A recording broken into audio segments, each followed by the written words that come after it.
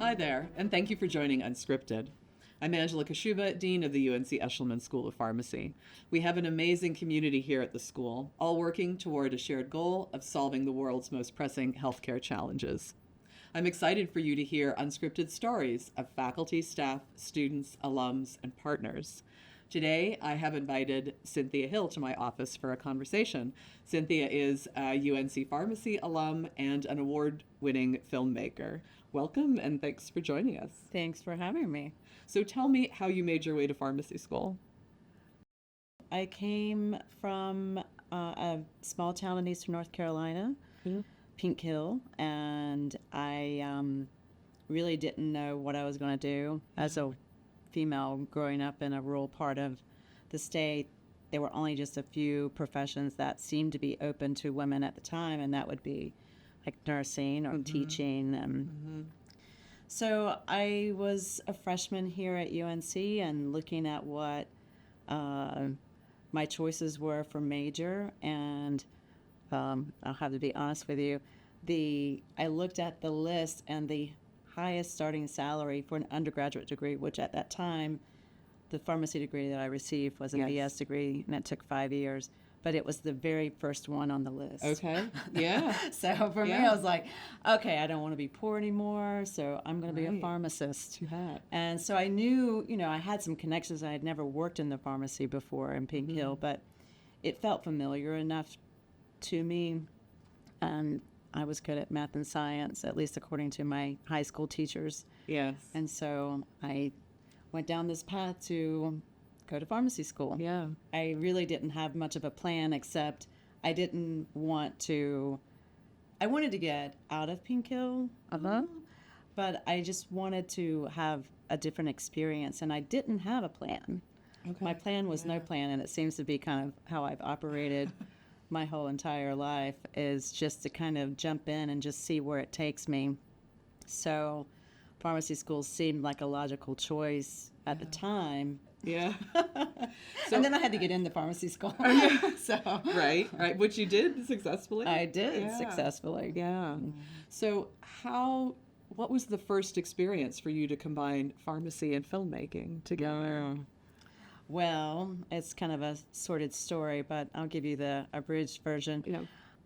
I was a student in pharmacy school, and I had lots of part-time jobs. One of the part-time jobs I had was a bartender at the hotel. It was at the time the Omni Europa, and now it's the Sheraton. Yes. So there was a film crew that was in town, staying at the hotel, visiting the bar while I was working. And I was invited to the set. They were working on an episode of Rescue 911. Okay. And so I went and just hung out with the crew and took a liking to the sound guy. And I guess he took a liking to me. And I went to LA that next summer. And if you go to LA, you either have to become an actor or a filmmaker. So I became a filmmaker. Wow. It's sort of a random, very random, but I just gravitated to it. And it just opened up this whole other world that I didn't even know existed, growing up in eastern North Carolina. Never would I have considered the option of being a filmmaker. It even took me, I had made 2 films before I would actually allow myself to identify as a filmmaker. Is that right? Yes. Okay. I had to know that it was not a fluke. Yes. And that, I am actually a filmmaker. Wow. So, did you test out any of those skills in pharmacy school? Oh, yeah. Oh, okay. I started making films. That summer I was in LA, and I was supposed to write some paper about my experience working in this pharmacy chain that I was getting my rotation hours at that summer.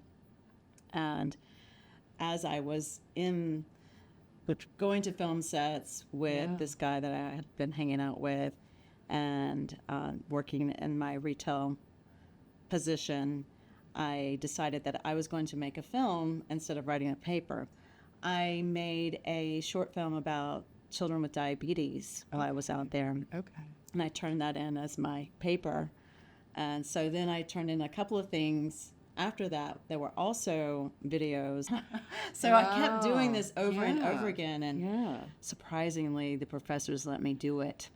And I love that. They yeah. let you be creative. They did. And I think they was... really didn't know what to do with me. And I got a call to come visit the dean. Bill Campbell was here at the time. Yes. And he called me into his office. And I sat down and he says, Cindy, you are not my best pharmacy student, because I was not. He said, but you've got something really interesting going on, and I want to help you. And his suggestion, because this was the only path that he had at his disposal, was to continue my education and go to grad school. And so he was able to facilitate my entry into the Auburn School of Pharmacy for Pharmacy Administration, because they had a production studio within the pharmacy school that would rival any communications department in the country at the time, because they had a huge grant from the United States Pharmacopoeia to do a visualized drug database. Oh, and so I learned how to be a filmmaker in grad school and pharmacy. In a pharmacy school. Grad school. Wow. Yeah. Oh, that's fantastic. Yeah, so it was a very odd path to become a filmmaker, for sure. Yeah, but so interesting. So growing up in rural North Carolina, how did that influence you either as a pharmacist or as a filmmaker? So when I moved back from North Carolina, moved back to North Carolina from New York City, I actually started working as a pharmacist again, and I worked at Walmart for a good many years. Okay. 2017 was the last year that I worked as a pharmacist. Oh, all right. I worked 2 days that year. Oh, really? So, yeah. Okay. And so I have like my 10-year plaque from Walmart that's right next to my Emmys in my dining room. Wow. So it's something that I'm actually really proud of. I worked as a floating pharmacist for Walmart, and it afforded me the security, yes, and a connection to North Carolina that I would not have had, I think, if I had not had that job, because I was all over the state working with whoever was on vacation. I would take their shifts, and so it was a really interesting way to work as a pharmacist, or my part-time gig, so I could be a filmmaker, was a pharmacist position. Yeah. So very interesting. For sure. It kept me grounded in rural North Carolina. Yeah. And that seems to be what I gravitate to, are those kinds of stories and in the region. And so it allowed me to stay connected to my people, as I say. Yeah, right. So I love A Chef's Life and Somewhere South. And you've really been able to navigate telling the story of the rural South in such an authentic way.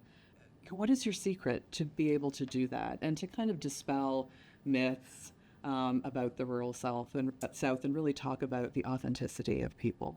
I think the main thing is just, because I'm from there, and wanting to be sure that I captured that authenticity, like you say, and really interested in the people and their stories, and not trying to do something that exoticizes the South. That was something I was really adamant about. I wanted it to be a story that honored the South, but I didn't want to also put blinders on about, some of the things that I see as troubling things that are going on, and so I try to be mindful of that at the same time, but also wanting to make content that, as my marker was when I first started making films, was I wanted to make films that someone in New York would watch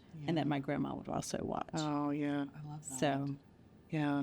How do you find your stories, or where does inspiration come for you? A lot of my stories are thinly veiled personal stories, so it are things that I'm very curious about, or things that are addressing my own personal conflicts or whatever. Like my first film was about tobacco farming, and that directly is linked back to my own history of growing up farming tobacco and trying to understand like my upbringing and the affinity I have for the rural South and this crop, and then also understanding that it is a crop that actually kills people, or a commodity that the end product does. And so I was really struggling with parts of that, and so for me it was a way to exercise that ambivalence that I had. I don't necessarily always have a plan, and I'm always open to what comes my way, and seeing the potential in a story, and also wanting to tell a story from a different perspective, and not telling it from a perspective of somebody who's in a media hub like New York or LA. Like I think that's why the content that I make with my team, like why it feels so different, is because it's made from within the community. Oh, I love that. So is there something that you're working on now that you're particularly passionate about that you could share with us? I've got two projects that I'm working on right now. One is a film about Bigfoot hunters in the Ozarks. The search for Bigfoot, it becomes a metaphor for all kinds of things that we're searching for in life. And so it's a film about Bigfoot that's not really about Bigfoot. Which I love. I love to be able to muddy the waters in my storytelling. And the other project that I've been working on is I've been following NASCAR driver Kyle Larson, and he's going to be racing the Coca-Cola 600 and the Indy 500 on the same day in May. And so it's this thing called the double. And so I really love to be able to follow people who are good at what they do. And it also is one of those iconically Southern things that I like to play with, to just sort of challenge people's assumptions about certain things. NASCAR is also one of those things. It's a lot about passion and perseverance and resilience. Exactly. That's terrific. Thank you so much for spending time with us today. Thank you for having me. And I'd like to thank you for watching. We love sharing stories of those who make the UNC Eshelman School of Pharmacy excellent. We hope you will join us for the next episode of UnSCRIPted, conversations with the people who are advancing medicine for life.